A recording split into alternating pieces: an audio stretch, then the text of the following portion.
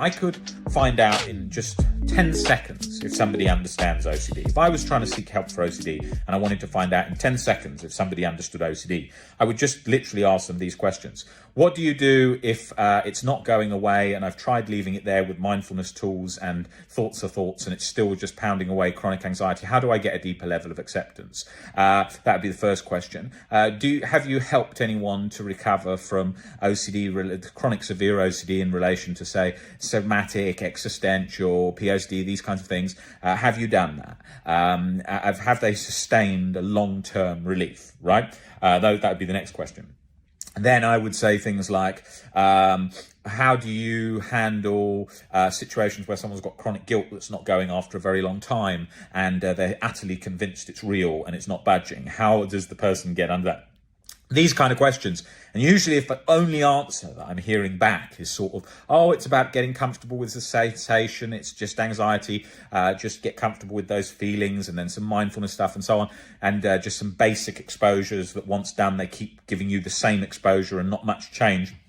I'm then very aware very quickly that they're sort of, it's very basic what's going on. And that's the reason I'm still stuck, and the reason that 90% plus are still stuck, because of that, because of the lack of knowledge needed to recover from OCD. And what we do on a daily basis of, my whole life's work is working with OCD and the team that I've got here. We rarely hear anything that we haven't heard about OCD, any particular thing. I rarely have a session with someone where they come up with a fear I haven't heard, or a situation that I think, oh my God, this is so difficult. That doesn't exist, because it's all in relation to the perspective that the person's holding, that's creating a chronic anxious and guilt, almost like feedback loop in the brain, where they're just chronically anxious, chronically stressed, chronically guilty, that's going on there 24/7. So once we change their perception by looking at life rationally, realistically, as well as doing exposures specifically targeted to get under that real tight grip that's sort of nestled under there, pumping away that sort of cortisol soup of anxiety and chronic guilt, then you get back to that baseline inner peace that we once knew prior to chronic severe and OCD taking a hold. And so, that's very much needing to know how to get under whatever OCD comes up with in the mind. And that is different in different situations from relation to chronic. Although the thoughts are all just thoughts, yes, you may have a situation like a real event. Maybe you get a disease, and then you've got to learn to make peace with that disease. So rational thinking and breaking down and disputing those irrational beliefs associated with that fear of that disease then brings down that chronic feedback loop of anxiety that's pumping away 24/7 with that 0.0001% risk and not wanting to subside. Inside our head, we are thinking, there is something that I'm internally rejecting right now. There is something about the past that I do not want, and I'm terrified to have that inside me, in my head, in my being. That's the fear. What may that be?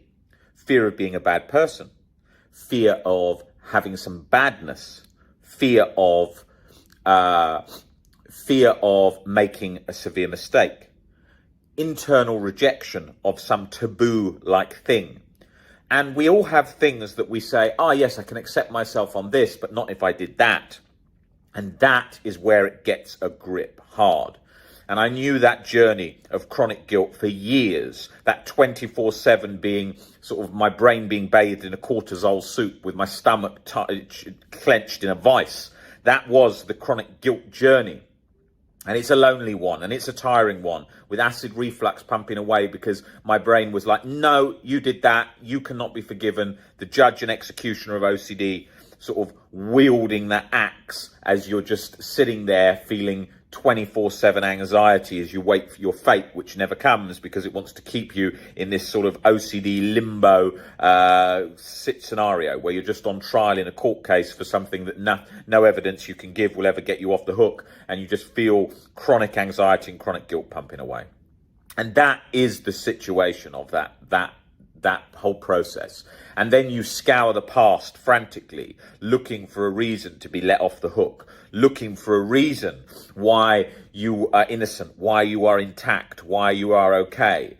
And that goes on and on and on and on and on endlessly into a bottomless pit where if you go into OCD forums, you'll find thousands of people in that cycle 24/7, never getting out of that. At the core of all of that is learning a deeper level of acceptance of those sensations, of those feelings, of mistakes, of all. And that's what we talk about in great detail on this channel in relation to unconditional self-acceptance. Because what is specifically happening in that cycle is the internal rejection of that, of something that you believe no human should ever do that. And if they do, they can never be happy again. It's got itself latched into the never be happy again part. Okay, because you want to be happy. You want to live your life and be present in the now. It's like, no, you fucked it up. You did this, da, da, da. That's what it's doing. And this is missed by most people working with OCD. They think, you can distance yourself with thoughts, you can get comfortable, but it's jacked up the responsibility element. It's jacked up how real it feels. And that is pumping away 24/7. Now, once you can get that responsibility down by learning to have a deeper level of acceptance, it lets you breathe again. The stomach clenched releases more. But then you've still got to bring down the fear of, say, being a bad person, because you don't want to carry that around, which feels like a burden, which feels like you're lumping it. Where when you start breaking that down through the work in the second book by Albert Ellis, The Myth of Self-Esteem, that shows that humans have got value just for being alive and human, not on whether they commit good or bad acts. That then helps you to accept yourself, even if you make serious mistakes. You're going to need discipline and you're going to need structure, because otherwise nothing's going to get achieved. I can't tell you how many people come in to see me for one-to-ones and they've never read the book months and months later. All the time. I say, okay, what do you think of that? You know, in the section in the book where they talk about this, and then they say, what book? After I've explained the book, after I've explained about getting them and the reading list on our website, all of that over and over and over. It happens all the time because of bad habits. What are the habits there?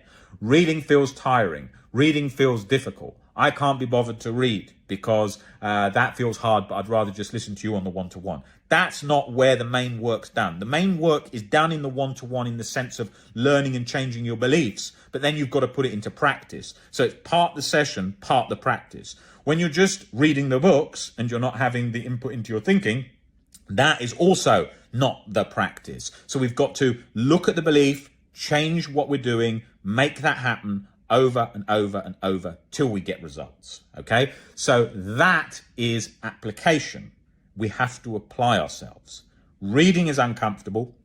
People often don't want to watch films or documentaries because they think they're long. People often don't want to dispute and break down irrational beliefs because it feels tiring and like schoolwork. And so all of those things stop people recovering. The same as when people think of the gym. What do they think? Tiring. I could do something that's more comfortable.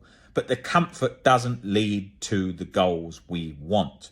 So with your OCD recovery journey, read, break down beliefs, watch films and do exposures. The hard exposures you're putting off are the ones that are going to change your life. I was so grateful when I found exposures. When I found ones, I thought, bloody hell, that's going to be quite difficult, but I can see how that's going to change my life. Not becoming compulsive about exposures, but just doing them persistently to make change. So if you've got exposures and there's ones that you're putting off and you don't want to do, think about how freeing and liberating that could be if you actually did do those. Now take those points and go and apply them. Apply them on your journey today and you will recover. You will recover. There is hope. When you work with OCD like I do day in, day out, you realize, and you have to always say to yourself, okay, think about it from that person's perspective. They're struggling here. That's not, that particular thing is not working. They're getting stuck there. Okay, they've got their reason why they're stuck. And you have to sort of always think that. Because you don't know somebody's situation. You don't know how long they've been stuck with that. You don't know what other situations is going on in their life. You don't know that. You don't see all their perspective of how they see this.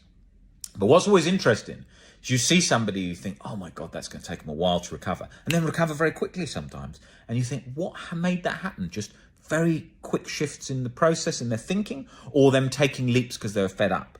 I see people that come in that tell me, I haven't exposed to that thing for 20 years.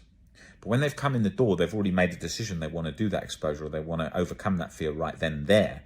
And you think, my God, they've done that in a week. Why? Because they were ready in their mind to want to do that now.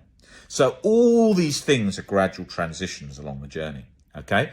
Now, if OCD recovery was some simplistic thing, so simplistic, you'd only need to post a few things and write a book of 20 pages, very basic. It's not that simple. If chronic severe OCD just went with a yoga class, then we would be running a yoga school. Yeah, it's not that simple. You've got to look at why you're scared. You've got to then work on deeply changing your perspectives. Most humans don't have that level of depth. Most humans don't look at things in much depth at all. They idolize a lot of nonsense celebrity culture stuff. They watch reality TV all the time, and they don't think very deeply. Now, I'm not putting down the human race. I'm just saying that's a fact that a lot of humans do live like that. So don't expect them. And that also plays into the OCD cycle, where people are like, oh my God, if I did that thing, the general public would hate me. General public hates anything very quickly, and it loves stupid stuff very quickly.